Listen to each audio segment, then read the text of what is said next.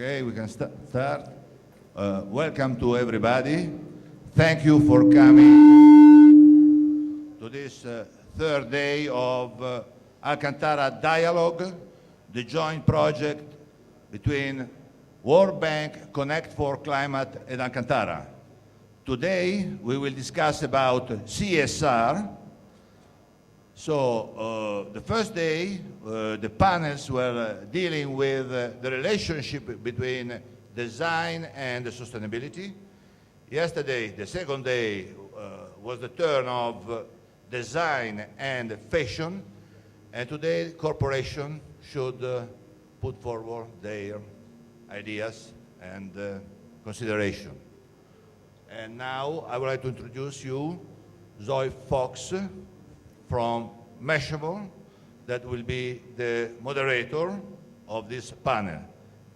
Thank you. Thank you Zoe. so much. Are you happy? Thank you so much. I'm so excited to be here on day 3 of the Alcantara Dialogues. I'm so excited to be able to take questions as well from the audience and on Twitter using the hashtag C4C Alcantara. So everyone watching along, please join in the conversation and let us know what you'd like to hear. Before I introduce the esteemed panelists to my left, I'd like to say a bit about who I am and why I'm here. My name is Zoe Fox. I'm the editorial content coordinator for Mashable. And Mashable is a technology and social media focused news organization, which is really focused on how tech can empower people. And what we do is we put on different social good events. So I'm really excited to be here and participating with Alcantara and the World Bank in something that is so similar to the mission that I work on all the time. And now to the panelists to my left. First, we have Nobel Peace Prize laureate Betty Williams, who in 1976 was awarded the Nobel Peace Prize for her work in Northern Ireland. And she has made a career out of fighting for the rights of women, children, and peace. So it's a pleasure to have her joining us. Next, we have Julie Allen, who is the creative director for social responsibility for Viacom International. Julie runs the pro-social media campaigns for all of the MTV networks, and we're really excited to hear how she's using social media in those campaigns. And then third, we have Silvio de Girolamo, who is Autogrill Group's Chief Audit and Sustainability Executive. Now, Autogrill is the largest provider for travelers of food, beverages, and services. And then finally, we have Kelly Rigg, the Executive Director of the Global Call for Climate Action, which is a network of 400 organizations, and Kelly has been fighting for climate change for the last 30 years. Now I'm going to invite each of the panelists to present some opening remarks, beginning with Betty. Oh, thank you. Thank you. I didn't realize I had to go first. That's okay. I think that anybody who is involved in the work of peace and justice must also be involved in the work of helping Mother Earth, because it's completely unjust what we're doing to our planet. And I mean, that's applicable worldwide. You know, we could talk about deeper issues, and you know, when you look at countries, and I have to say this because I would feel very, very amiss if I didn't say it. If you look at a country like China, now I'm not talking about the Chinese people, please. Chinese people are wonderful. They're hardworking, good people. But when a country is allowed to pollute to that degree, it makes the issues that we're all working on so much more difficult to do. And then we have the United States of America, which is a huge pollutant as well. I mean, I look at my country, where I live, Ireland. I mean, my God, you can hardly find it on the map. And we have more going ecologically and more sustainable ways to deal with everyday life in the form of plastics and paper and bottles. And I think to myself, you know, it would be difficult indeed, but maybe Ireland's lucky because we're small. It's easier for us to do it than it would be anywhere else in the world. But I don't wear any kind of blinkers when I think, yes, I'm doing my bit. But we have to challenge these governments who are not doing their bit. and that the whole world knows that we know we have to have a non-violent uprising of the world's core people to bring to terms with those governments the very fact that no matter how small we may be doing, what they're doing on a daily basis is destroying mankind. I feel very strongly about that. So I can't come up here and just talk about nice little pleasantries, like if you recycle, you'll be okay. I think it's all of our responsibility to challenge these governments, every single one of us. Thank you so much. And next we'll hear from Julie Allen. Hi, so as Zoe said, I'm Creative Director for Social Responsibility at Viacom International Media Networks with a specific focus on MTV. In this role, it's my job to come up with ideas that really resonate socially with our audiences all around the world. One of the key initiatives that I co-founded and work on is something called MTV Voices, which we're dubbing as a mouthpiece for the millennial generation, because we believe that they are the generation that can change things, particularly when it comes to issues like climate change. It's a place to inspire and get inspired about these issues that matter most. And we're very much focused on sharing first-person accounts of relatively ordinary people doing extraordinary things around the world. And we're also leveraging talent and artists to use it as a place to connect with their fans and kind of generate interest from fan bases and get them involved in the cause that they're fighting for. Sorry, a little bit of...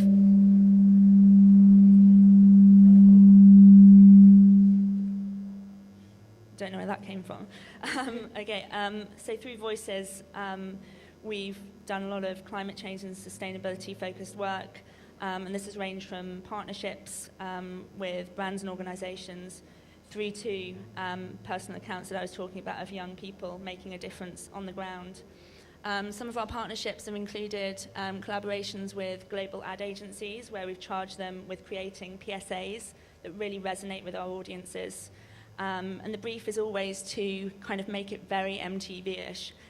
One thing that we do come up against, particularly when dealing with issues like climate change and many others, is that sometimes it's easy to come across as kind of preaching and being worthy. So we handle it like any other piece of MTV content. It has to be entertaining and engaging, and that's very key for us. Another initiative that we ran a while back was at Cannes Film Festival, when we got creatives there to create a short film in 48 hours, kind of got lots of views and the audience engaged, which was great. We also have partnered with a number of production companies, namely one of them TV, which is Television for the Environment, and they went out and shot a whole bunch of short films with young people who were kind of really doing extraordinary work on the ground, from a girl who was creating her own chocolate company in her kind of local village that had gone global, to a girl that was working with the coral reefs in Bali. We always ensure that the characters that we cast are engaging and aspirational, and that's very key. If our audiences can connect with the people that we're showing on air and online, then they're much more likely to think, actually, I can do that, and take action too. And then, of course, we've also partnered with the World Bank and their Connect4Climate campaign. We ran an initiative with them called Voices for Climate. You may have seen the videos running in the background earlier, where we invited young people all over the world to create their own music video that was focused around sustainability and climate change. And the winner actually gets to come and spend time with MTV and kind of edit their video professionally. They get something really positive out of it, and obviously then it gets broadcast to a wider audience. I think one of the key things to note is that we're all about making climate change and sustainability accessible and fun. And it's often said that the key to successfully engaging businesses in CSR is by targeting their strengths. And I think with MTV, our strength is definitely our airwaves, our global appeal, our access to young people, and our creativity. And it's that combination that really allows us to have an impact on these kind of issues. And, you know, with MTV being such an influential brand to these young people that I say, you know, have the power to change the world, it's important that we continue to take a stand and, you know, continue to sustain this world that we all love and want to continue living in. So. And next we'll hear from Silvio de Girolamo. Yeah, thank you very much. I would like to sharing with you some ideas, some opportunity to increase the approach and the attitude on sustainability, because we know that we are part of this world. We are part of the people that lives in this world. We are one world. Some person when talk about the experience around the world, they talk about the life as an experiment. As it's true, because life is an experiment. We need to understand that this is not just one way to perform the activities. And inside the world, we need to engage, to involve the people, to understand that together, not alone, we can contribute to increase the opportunity to have the sustainability approach and the sustainability view. This is very important because in this world, in this context, nobody can change without the opinion and the support in the effort of the other person. The involvement is very important. Is very important, not just different company, but between company, between organization, public organization, non-profit organization. And the engagement is also important with the person that operate inside the organization, because my job is how I can increase the attitude of people to embed sustainability inside the operative management of the day by day. Of course, this is very important also that to give the opportunity to understand that sustainability is long-term vision of the world, long-term of the vision of the company, long-term of the vision of the way of the life. And it's a long trip, it's a long approach, it's a long experiment, because the life is an experiment. But if we are able to put in place different way to perform the activity, we are in the correct way, because I would like to stress this concept. The sustainability is a long-term vision, is take care of each organization, also of course, and at the same time take care of the companies, take care of the world. Thank you, Silvio. And next we'll hear from Kelly Rigg. Thanks. So there's really 5 things you need to know about climate change. You can put it in very simple terms. First, it's happening. Secondly, it's going to be bad. Third, it's us that's causing it. Fourth, scientists are in agreement. And fifth, and most importantly, if we act urgently, we can do something about it. There's hope. So I'm just going to talk about a couple of these points in a few slides. Can we cue up the first slide? About 20 years ago, the next slide, sorry. About 20 years ago, the world's, oops, that's the last slide. Yeah, that one. About 20 years ago, the world's leaders came together and adopted a climate convention, a legally binding agreement, whose purpose was to prevent dangerous interference with the climate system. And then it took them about 17 years after that to actually define what that meant. And they concluded that this would mean, in practice, trying to limit global temperature rise to 2 degrees above pre-industrial levels. Next slide, please. Unfortunately, the actions already committed by governments, the pledges they've made to date, are taking us to a 4-degree world. Last year, the World Bank put out a report describing what a 4-degree world would look like, and I'm not exaggerating when I say that it was pretty grim reading, and maybe that's even an understatement. World Bank President Kim described it as devastating, and more recently, IMF Chief Christine Lagarde put it in much more technical financial terms befitting her office when she said that future generations are going to be roasted, toasted, fried, and grilled. Next slide, please. So how urgent is it? If we're looking at 4 degrees by the end of this century, it sounds like we have all the time in the world, but in fact, because of the lag in the climate system, the actions we take now, the emissions we emit now, are going to determine whether we make that 2-degree target or blow right past it. And unfortunately, the International Energy Agency has said we've got about 5 years before the emissions locked in to a 2-degree scenario will be committed. So 5 years before we're really beyond that point. Now, what do they mean by locking it in? If you construct a coal-fired power plant that's got a 60-year lifespan, and you think about how many emissions are going to be coming from that plant over the next 60 years, you can add that up. So you think we've got about 5 years to transform the energy system. We can buy a bit more time if we use energy a bit more efficiently than we do now. But we also need to remember that there are 1.3 billion people in the world who don't even have access to electricity yet. So you can see the challenge facing us. Next slide, please.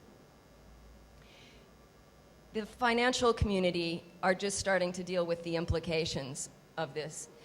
They've recently concluded, and this is again not just, this isn't green hyperbole, this is financial institutions, including the International Energy Agency, basically say that between 2/3 and 3/5 of the fossil fuel reserves, the ones we already know about before we even go exploring for more, can't be burnt. They need to be left in the ground.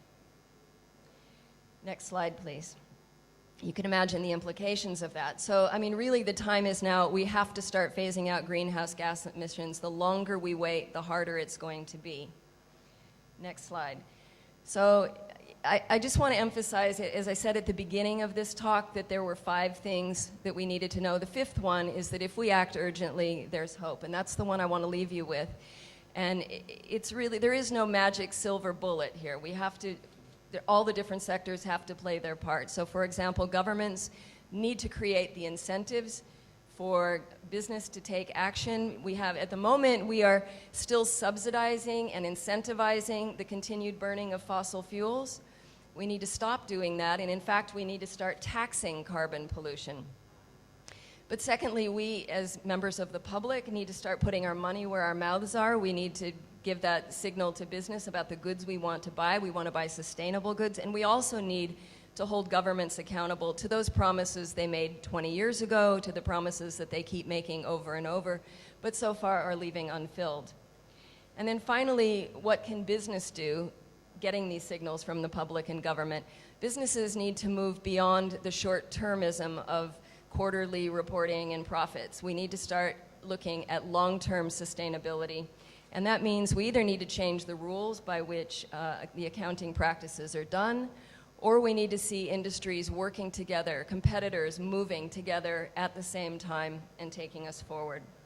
And finally, I think we need to start changing the discourse around climate change. We need to actually make people inspired about it. I have a very close friend who passed away last year. His name was Dragan Klajic, who is part of the culture community, theater community. And he once said to me, you know, you NGOs, you can talk about this problem all you want, but you're not going to really reach people until the culture community, the arts and theater gets into it, because they have the power to make people visualize the future and to feel what this is like. And so that's why I'm very excited to be here today and to talk to people at this gathering. Thank you. Thank you. And one of the major things of Connect4Climate is bringing together diverse parties. And as each of you mentioned individually, one of the keys here for creating a sustainable future is building partnerships.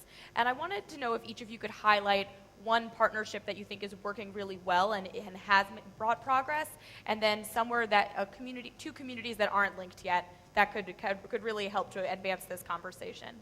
And we can take this in any order if anyone wants to chime in. I'll go first. Yeah.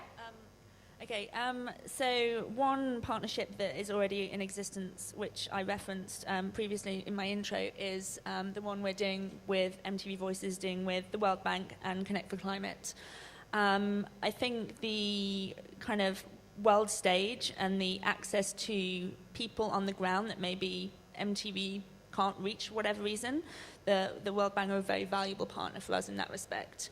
We can put the message out through our channels and our networks, so combined, we're pretty much reaching a lot of the world, which I think is really valuable.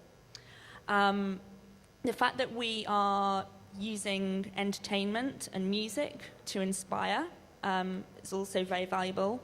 You said you need to inspire more. You know, that's something we're very much trying to do. The fact that, like I said before, that it can come across sometimes as being a bit NGO-ish and a bit worthy, adding the MTV brand to that makes it feel a little bit more exciting. So it's good that we can use our brand for good. In terms of where I would like to see more partnerships happening from my perspective is with brands, consumer-facing brands, getting involved with what we do and kind of putting money behind it and campaigning through their products and their existing audiences around the globe. I think partnerships are really important because, as I say, you get to reach two different blocks of people, which is very valuable. Well, sometimes I wonder to myself, is this really happening? You know, what's happening in my life I'm talking about. Because 10 years ago, I was at a summit, a Gorbachev summit in Rome. And one of my friends here told me, Laureate, she said, they're threatening to dump nuclear waste in the region Basilicata, in a place called Sant'Arcangelo. And the region there, you've got to see it to believe it. You know, it's just outstandingly beautiful. And I found myself getting so angry at the very thought that anybody, I mean, nuclear waste is a whole issue that's not, you can't dream of what we've got to do to get rid of that stuff, you know? And I threw my whole being behind helping these people in Basilicata to stop the dumping of nuclear waste. We succeeded. It was very, very difficult. And we have now formed partnerships down there. And we've taken a situation that was going to be dumping of nuclear waste, and we're building a city of peace. So there's something everybody can do in that region. You know, this is Design Week here, which is one of the reasons that I brought China up in my initial, because most of the designers, I mean, I listened to a lady yesterday who told us in the audience, I was in the audience, that her magazine had to come out in glossy because they wouldn't use recycled paper. And I thought, my God, I would be one of the first in the line to buy that magazine that was using recycled paper. I don't care if the paper's shiny or not shiny. If there's a good article in it, I'm going to read it. You know what I mean? It's not. So maybe we have to look at what the designers here, because the markup on clothing is through the roof. A pair of jeans, I mean, it was a whole program. My daughter and I were discussing this last night. Well, there is one company in China that produces jeans for nearly all of the world. That includes the designers right through. I mean, these are big issues that really we have to look at. If the designers, particularly here in Milan and anywhere else in the world, are using that kind of labor, and then we're paying huge amounts of money for a designer's name, I don't think so. We have to hold the designers responsible for what they're doing as well. Much as I love Armani's clothes, much as we all love to look at Valentino, I mean, the designs, I could never wear them, but they're mind-bending, you know? But look what people are paying for these things. I mean, we really have to hold, you know, I wish to goodness we could have had some of these designers in the room to listen to the last 2 days of what's been going on here, because we could say to them, shame on you. Shame on you. You create things that people can't afford, and then we pay a fortune so as you can live in luxury? I don't think so. You're not speaking for me as a female of the species. That's how strongly I feel about it. Yeah, I would like to sharing with you one experiment of our company, because the life is an experiment. And we decided 2 years ago to start with sustainability. When we talk about sustainability, we talk, of course, also to take in consideration our planet, but also take in consideration the access to our point of sales, because we manage point of sales around the world. And this was, let's say, a good experiment, I suppose, because we, before start with the project of the point of sales, we engaged a ONG named Spirito di Stella, and they helped us to understand what will be the best solution to assure the access to the point of sales to all the people. All the people means disadvantage, different people with different needs and so on. And thanks to this engagement, this partnership with this association, we were able to prepare this point of sales, also taking consideration these needs, not only, but I would like to share with you a video that can give you the opportunity to understand better this experiment in sustainability, how we can implement this, how we can demonstrate that we can go in this direction. Please start with the video. Thank you.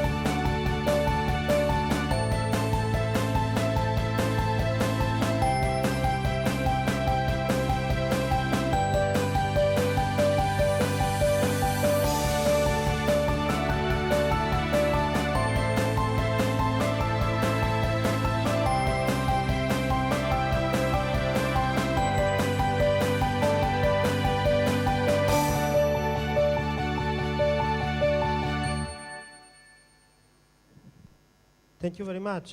This is the experiment, and you can visit because it's nearest Milano. It's very nearest Milano, and this is one of the experiments in sustainability. And our claim about sustainability, shape our tomorrow. We believe that we can shape our tomorrow. Thank you very much.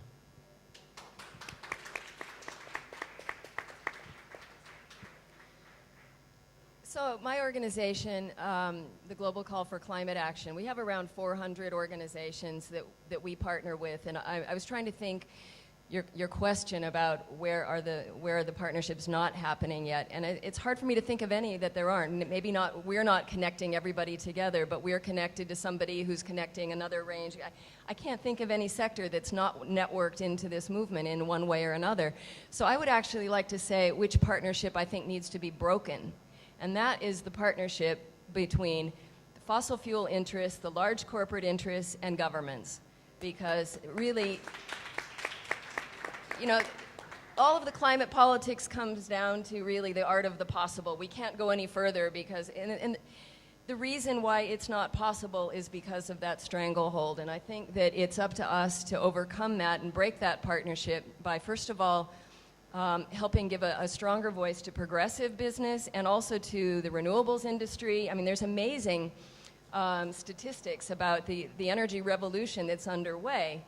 The fact is, I mean, I think the one statistic which says it all for me is the fact that the fossil fuel prices are going up and up. They're getting harder to come by and more expensive, whereas the prices of renewables are coming down. They're getting cheaper every day. So there is this revolution happening, and it's just insane that our policy is still dictated by the lobbyists and the fossil fuel interests.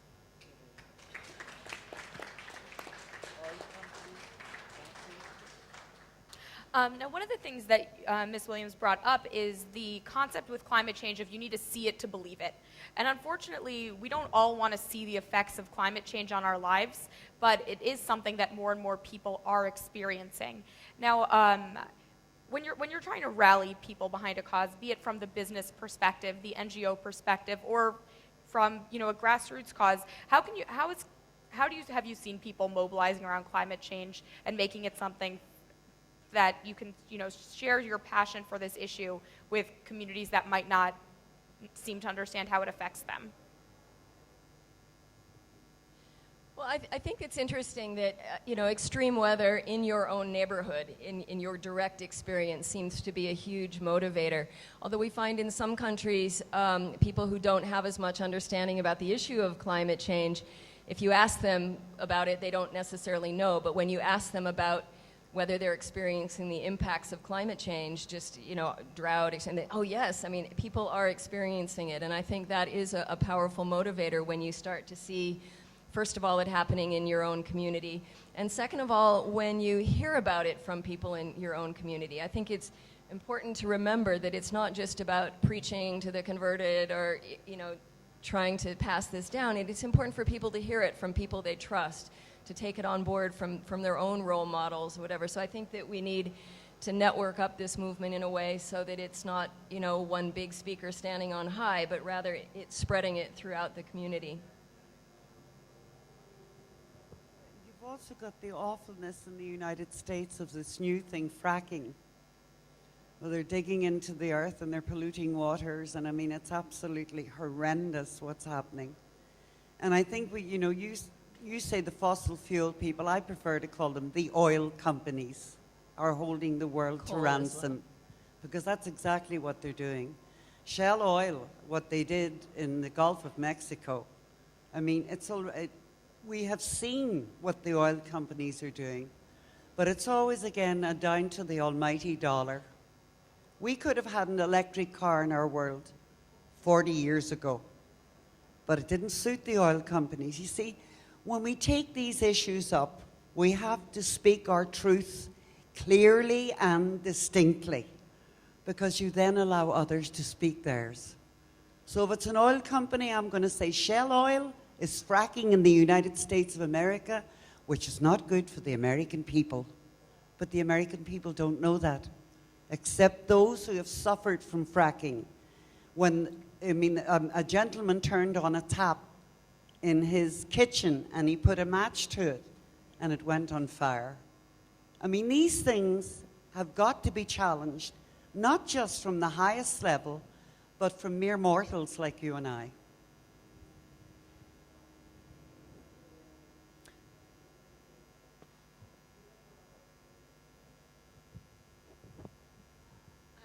And on that note, I think it's important to make people realize that they have a responsibility and a part to play in this.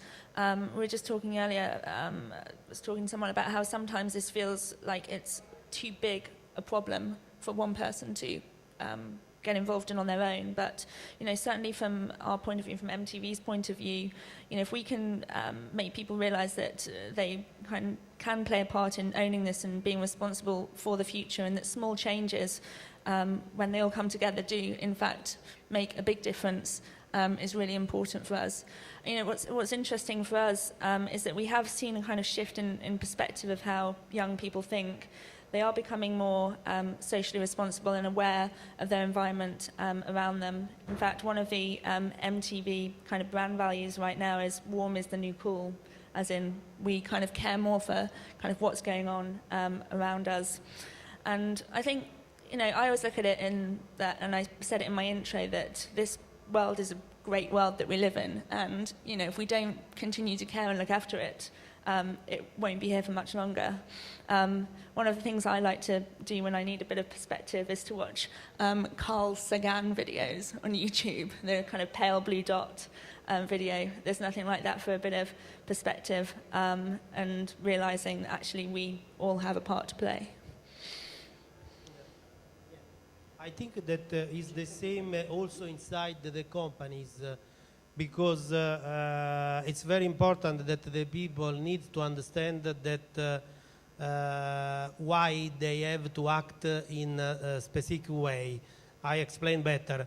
In the past, maybe many times inside the company, it was satisfying and necessary to receive instruction from the top management or receive prescription from top management to implement something. Today is different because the people need to understand why they have to act in this specific way. For the sustainability is the same idea.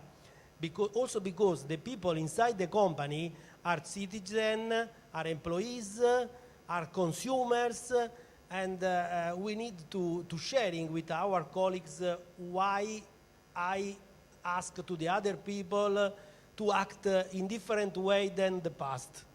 If the people understand the real reason that now, again, is the same reason if the people as citizens, if the people as employees, if the people as consumers, okay, the people can act, real act, because they understand that is the real problem to solve. And just jumping off of that, what's the conversation that you have then in those meetings where you have to explain to people this is why acting on making sustainable decisions is important right now? How can you convince either the average person or the people sitting around you at a board table? Yeah, first of all, I don't need to write a communication or let's say a opportunity to sign and state the announcement that starting from tomorrow Autogrill becomes sustainable.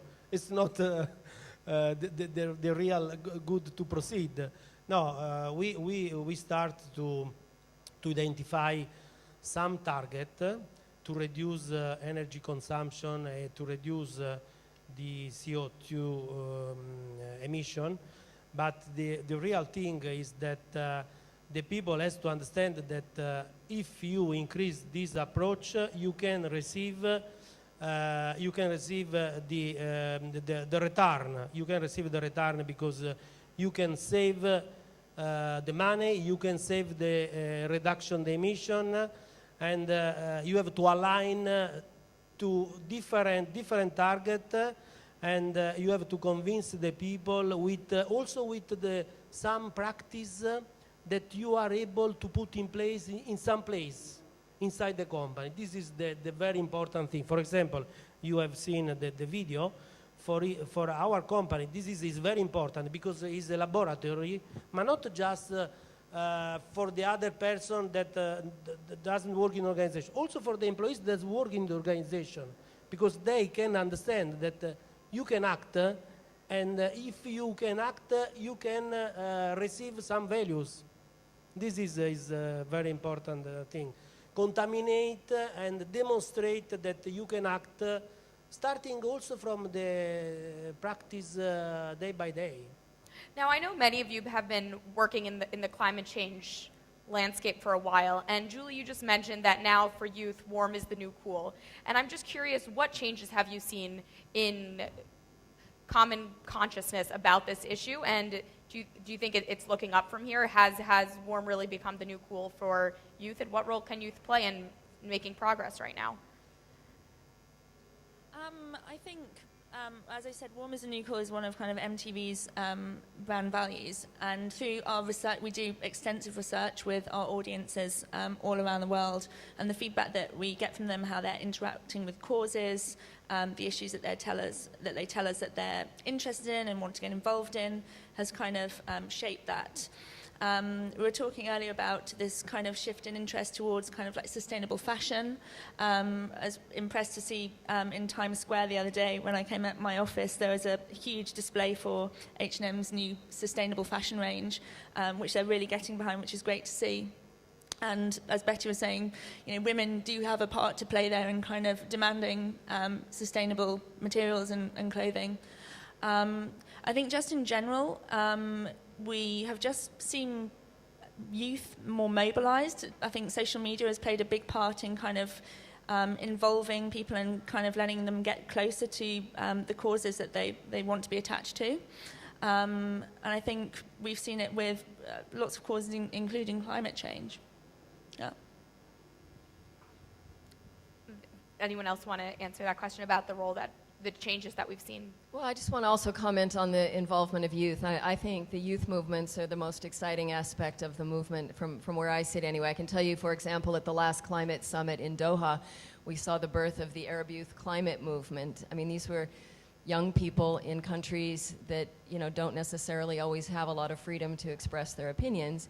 And they were really powerful. They were a powerful force at that meeting. And we see that we have our own project in the Tick, Tick, Tick campaign, which is called the Adopt a Negotiator program, which is bringing young bloggers and sort of homegrown journalists to these meetings to report on what's happening in the negotiations, get those reported back out in the home countries, because we're seeing a real failure of the media, traditional media, to report on these issues in a way that doesn't contain false balance, quote unquote, you know, in which they have to put the, you know, skeptic argument on the side and to poo-poo what's happening at the UN negotiations is all being a big waste of time. And what we're seeing with these youth delegates is that they're very critical, but they're passionate. And they're not indoctrinated. They're not told this is the party line, you have to communicate this. They form their own opinions, they write about it, and they're actually changing the landscape of how this, you know, how these issues are being reported, because they're showing up in blogs, in op-ed pieces, in different kinds of ways. And I think that this is one of the most important parts about changing the discourse on climate change, is reaching out through young people, and particularly bearing in mind that, you know, they're the ones that are going to inherit the world that we're creating right now. This is their future we're talking about. So it's really important that they have a voice in shaping that future. I mean, one of the incredible things about youth is that they are so connected and they're constantly sharing and they're constantly engaging with each other. I'm wondering, how can companies harness that power of youth and take advantage of that constant sharing that they're doing? Especially because companies might have more experience with, you know, knowing the background on the issues and knowing where. Well, again, we can take that back to the fashion world. I mean, young people are told this is fashionable. They're told this is in this week, and then next week it's something else. I mean, I really believe it. I'm maybe a wee bit old-fashioned because I'm a mother and a grandmother, but I actually believe that change begins in your home. You know, it's sort of, had I brought my children up differently to the way I brought them up, and my grandchild, who is so earth-friendly, she makes me weep. You know, she would lift a worm and put it back in the garden where I would say, ooh, you know. She sees that as what her mother taught her, as I taught her mother. So a lot of it can be taught by women. I think women are an essential role in this. Not because, you know, we made a lot of mistakes in trying, when we took our feminism and made it feministic, instead of sort of keeping our great strength of being a giver of life, a female of the species, and hey, we can work beside any man, you know, in that great respect that we would teach men to have for us, which we should have been getting many moons ago. But then we became man-like. We started almost getting worse, you know. It's like when the English came to Ireland, they taught us how to be violent, and we got better at it than they were. You know, we outgrew the teacher. So I think the role of women now should be to educate in the home. Every single thing on earth has a right to be here. Every creation on earth has a right to be here. And we have no right to suck from Mother Earth any more than she can give us. And it's very basic. And you know, children are like little sponges. They pick it up and they run with it. Because my grandbaby Brianna has taught that since she was this big.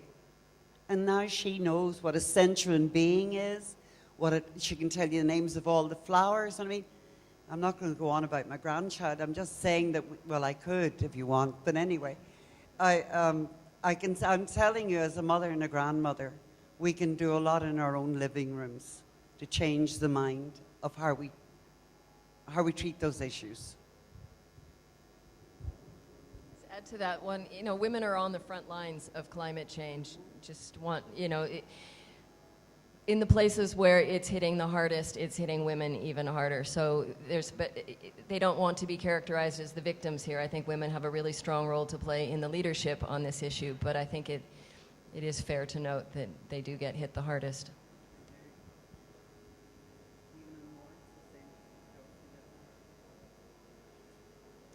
Did anyone else want to add as to how companies can harness the power of youth? And I don't know, one of you from your experience working with, you know, a large brand, how can, you know, youth and social media be used for advancing this cause? I think I'd just reiterate what I said previously about two kind of very powerful brands coming together, a big consumer-facing brand and a media-facing brand. So if we can put messages out through our network of channels and brands, particularly brands who have, like you say, got more insight and knowledge into kind of what is really going on behind the scenes when it comes to climate change, that could be very powerful. But I just think branded partnerships in general are always kind of powerful things to initiate. You know, we have experience doing branding campaigns with our other CSR initiatives that we do, and they've been very successful in kind of mobilizing youth.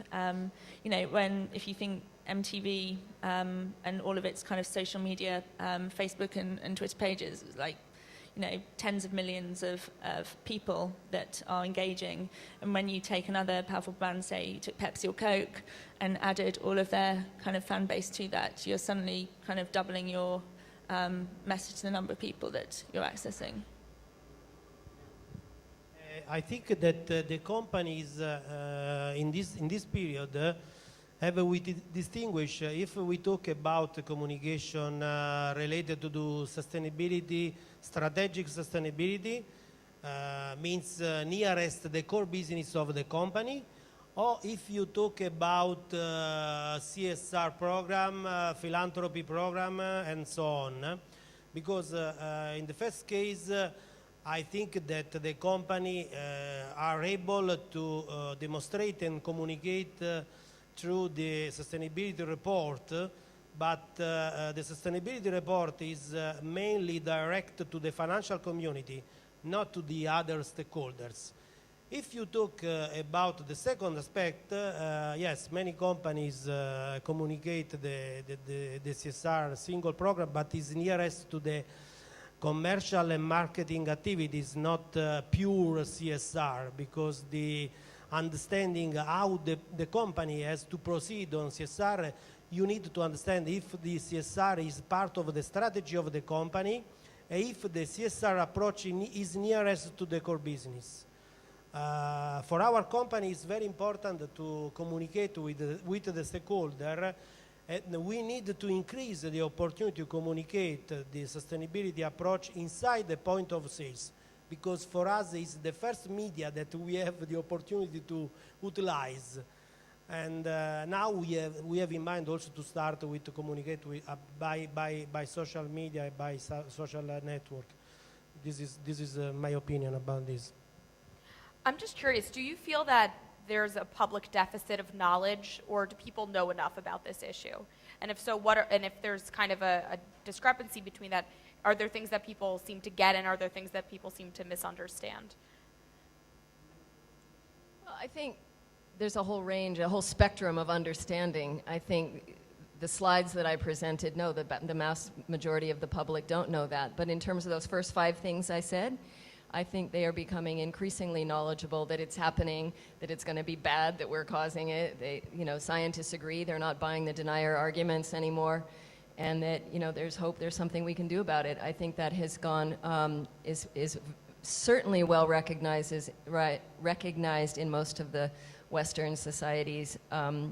Obviously, it's a different reality in countries that are, still trying to get their people out of poverty.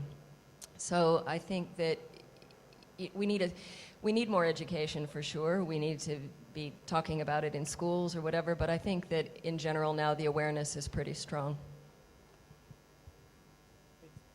Yeah, it depends if the companies would like to communicate, or if the companies would like to anticipate the needs of the consumers, because in this period we have some situation where the consumer don't know what they expect to receive, also about the information, the communication.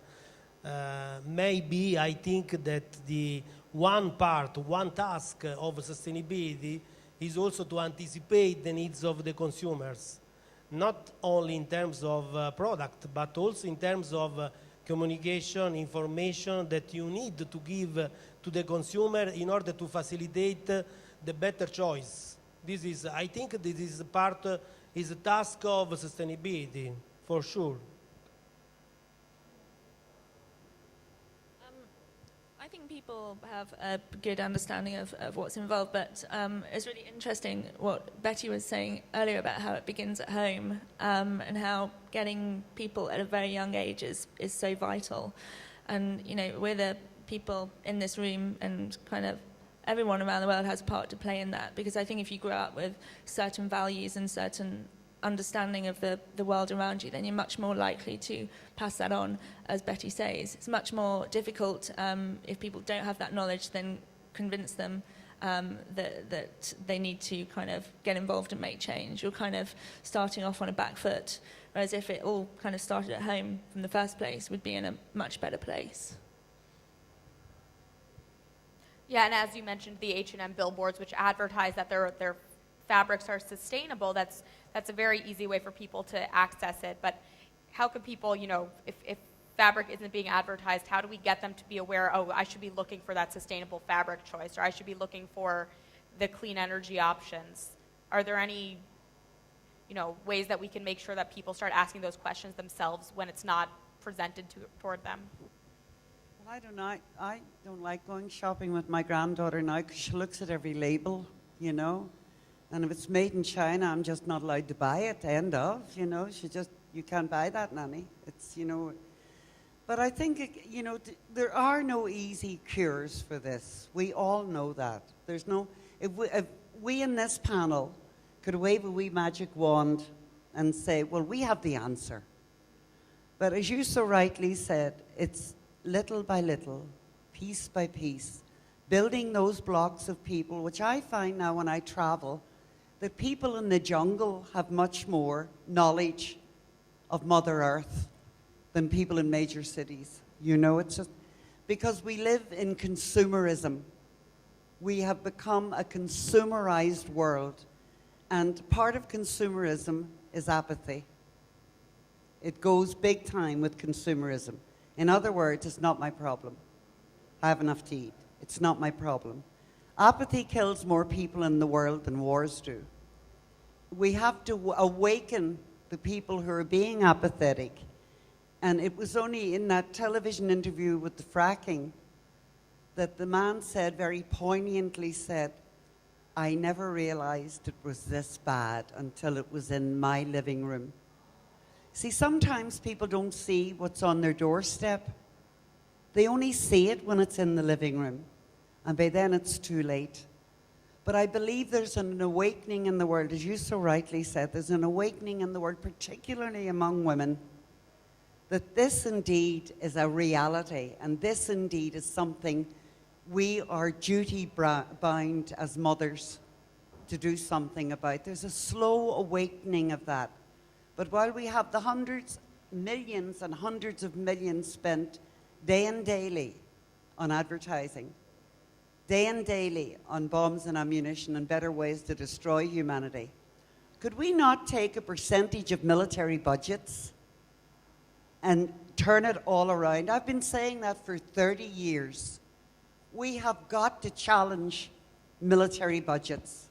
We must, even if we were just getting 1% of 1% of military budgets, we could really help climate change in a huge way. I think I agree with that, but unfortunately, price is still a really big factor. You know, young people have your clothing allowance. You go to H&M because you can afford the clothes there, and I think the notion that we have to that sustainable clothes cost so much more, and you have to actually look for the label to find the one that's sustainable is just crazy. And the reason for that is because the money. There's different pockets. We're paying so much for climate change out of one pocket in terms of healthcare costs. There's amazing studies out about how much coal-fired power is costing us in terms of health, premature deaths, asthma, or whatever. But that's not coming out of your pocketbook. It's coming out of your tax dollars, and everyone can complain about taxes. But in fact, there's this hidden price that we're not paying in the clothes that we buy. And so if those externalities were to be incorporated into the price of clothes, for example, by paying a carbon tax or to stop subsidizing fossil fuels, then regular clothes would also become a lot more expensive, and sustainable clothes would become, in comparison, relatively affordable. I don't think you should have to rely on people reading the labels. Those should just be the normal thing that you have to buy. And so, you know, you can either ask governments to pass laws saying this is what has to be done, or you can create incentives through the market. But whatever, at the moment, we're not doing either of those things.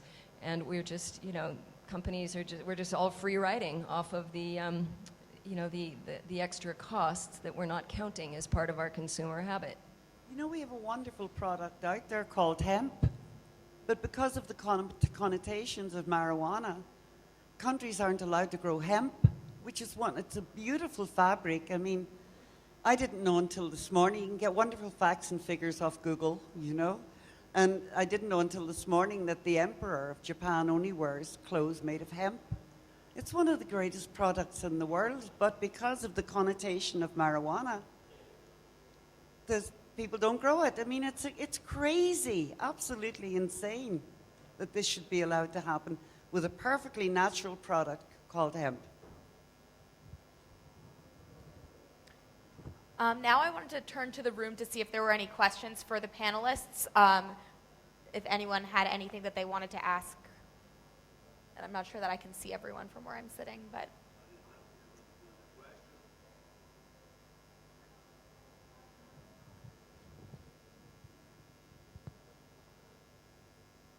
I fully understand that price can be an issue for the final consumer and move versus a sustainable product. Unfortunately, we see this also in the luxury goods and for people that do not have the problem of price. So we should start from luxury goods. Could be a strategy.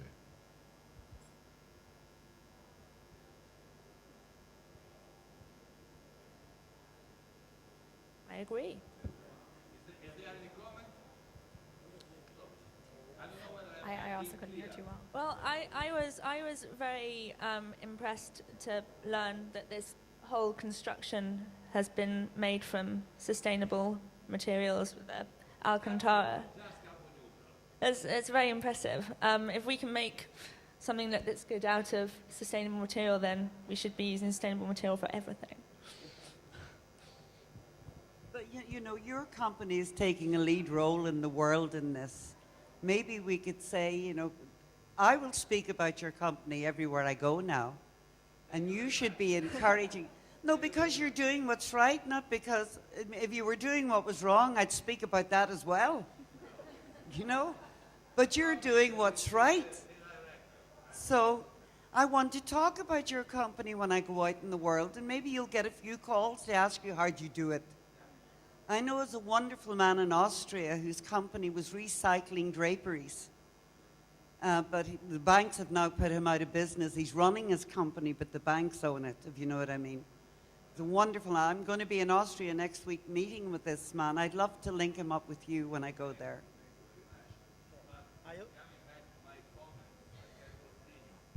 I was not so much referring to the industry.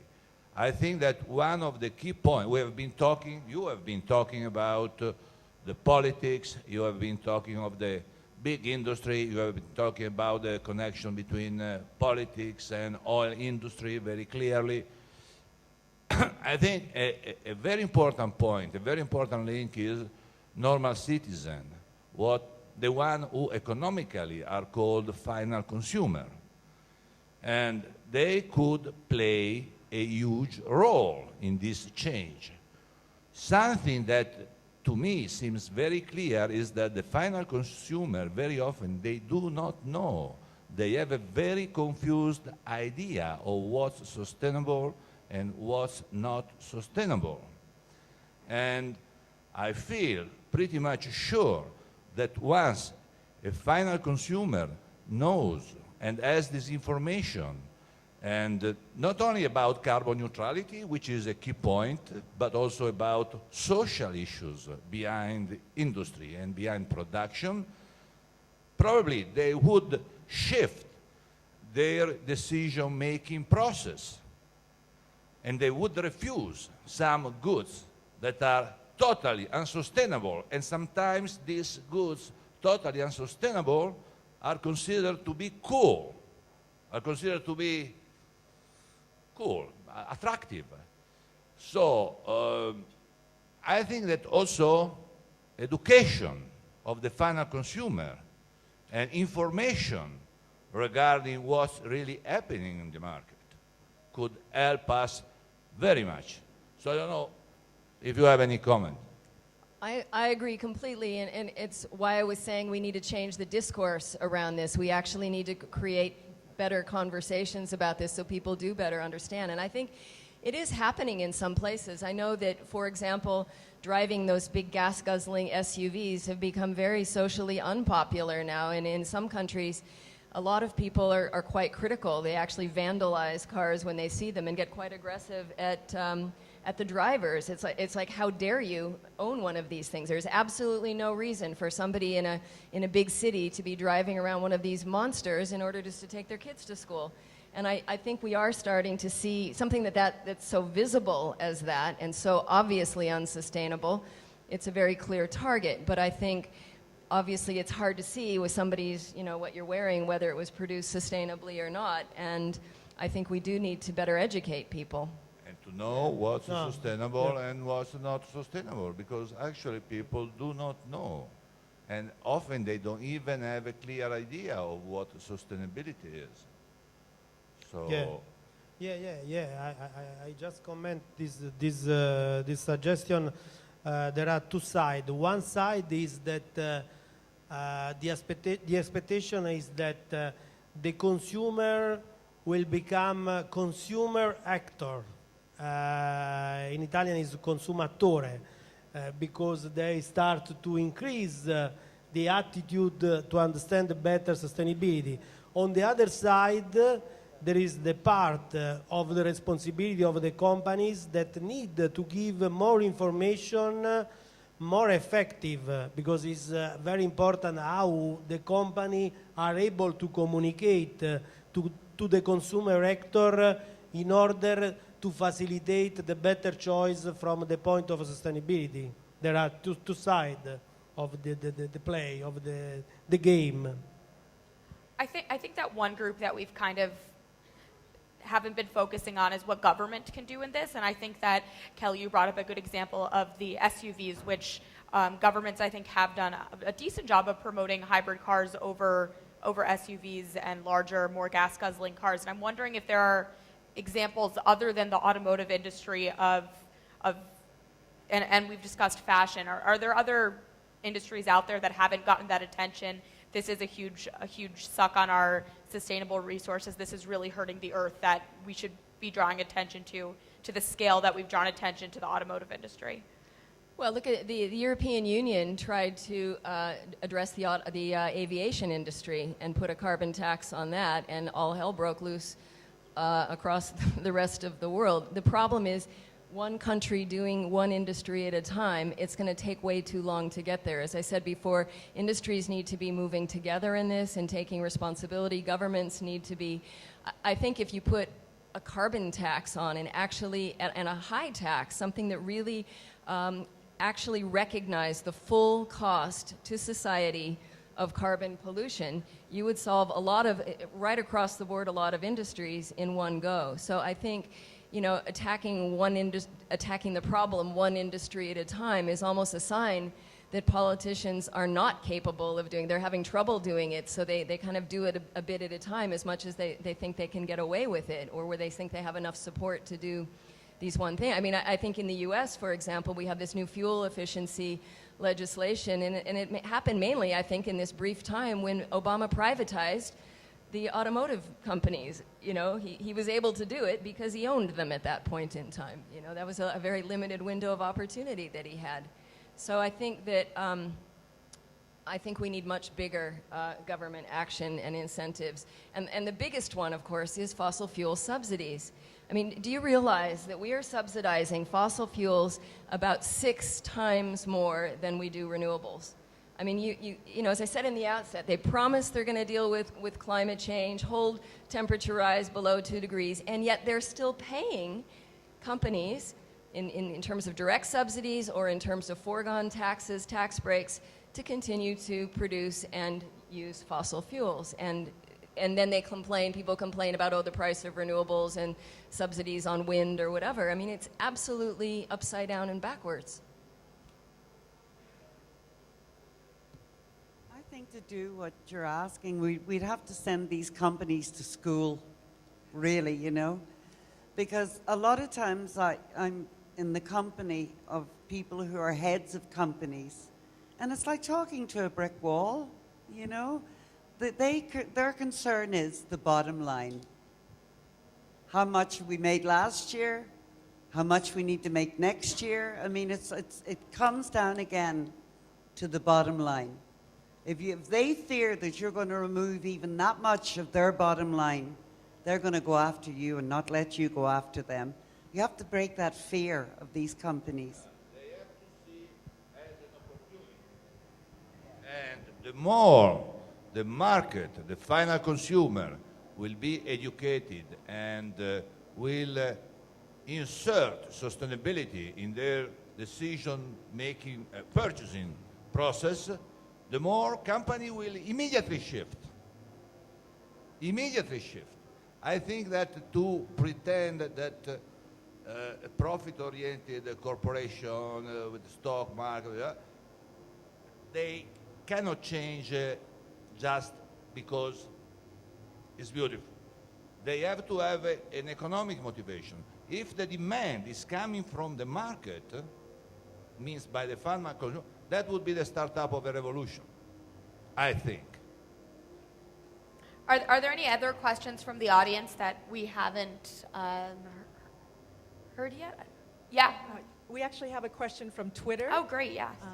From the Italian Climate Network. How can we address greenwashing, which has become a big problem?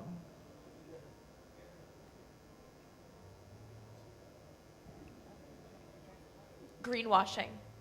Just to repeat in case people couldn't hear, the question from the Italian Climate Network is that on Twitter was how can we address greenwashing, which has become a major problem? But I think that when we talk about greenwashing is the opportunity to understand and, let's say, identify if some action are or not greenwashing is affected to the people that give opinion on the company. Of course, depends from the opportunity that the people can understand better if is, as the discussion that I stated before, when we are able to understand if the company is sustainable or not, if the action that the company put in place are nearest to the core business or not, but is affect to the people that can evaluate the companies? I think, you know, we've been talking already about how networked youth are these days, and in general, social media becoming so important. I think companies have a harder time getting away with it if people can be made aware of it and spread it through social networks. You just call them on it. You have to expose it. You know, the media should be doing that job better. It doesn't always do it so well. But I think Twitter, Facebook, there's such a more immediate reaction when you start exposing these things quickly and virally, and I think it does have an impact. So I would just say, just expose it wherever you see it is the main solution, and spread it.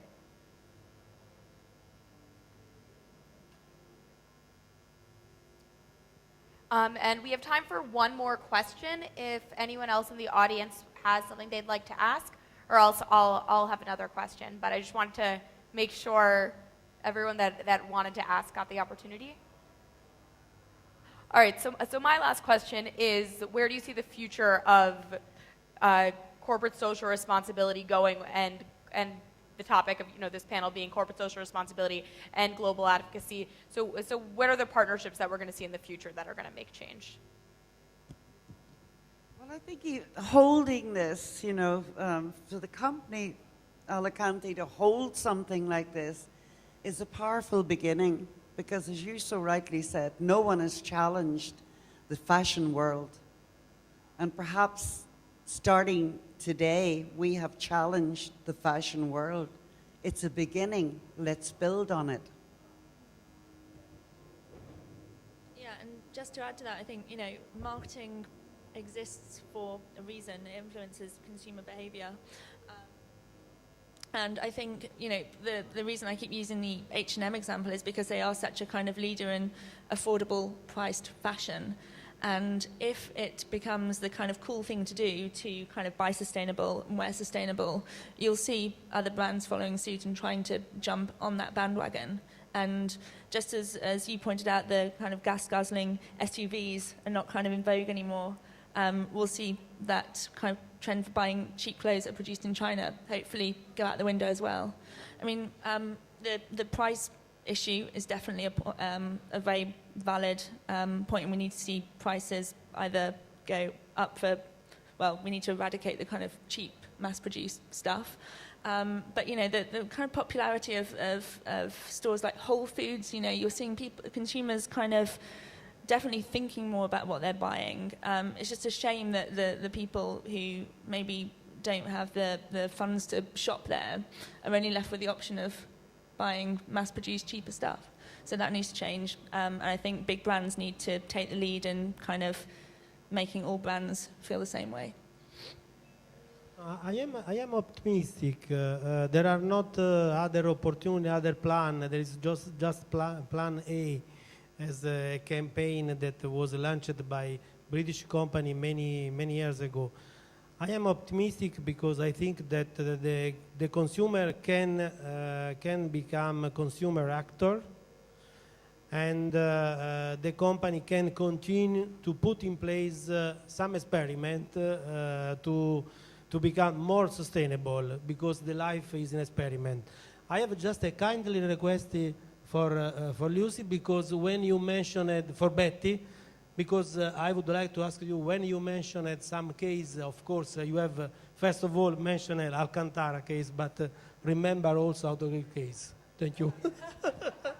No, I told you when I came I should have shares in your company, because I eat at your grills constantly. I'm back and forward to Basilicata, yeah. And you've saved my life. Can I have shares in your company? I mentioned this request for this reason, because I would like that you give... Save my life. You have, thank you. Thank you, Betty. Thank you. So I think the most important partnerships that need to be made in the corporate sector on this issue of CSR has got to be competitive companies in the same branch. Because any one company that tries to do the right thing, buy sustainably, whatever, anything that costs a lot of money to implement, if you do it alone and you get slammed on your next quarterly report and your competitors just keep doing it unsustainably, you get punished for it. So unless that changes, a partnership in which competitive companies actually agree they are going to all implement this particular thing at the same time so they all get hit with the costs and doesn't disadvantage one over the other, that's the way we can get fast, transformative change. Yeah, I think that if we saw some sort of global movement together like that, moving in parallel, that would be absolutely incredible. And I want to just thank everyone again for joining us today. I've learned so much from the panelists, and I hope everyone watching on the live stream as well as live has the same. And of course, we can continue this conversation on Twitter, continuing to use the hashtag C4C Alcantara. And thank you everyone for joining us.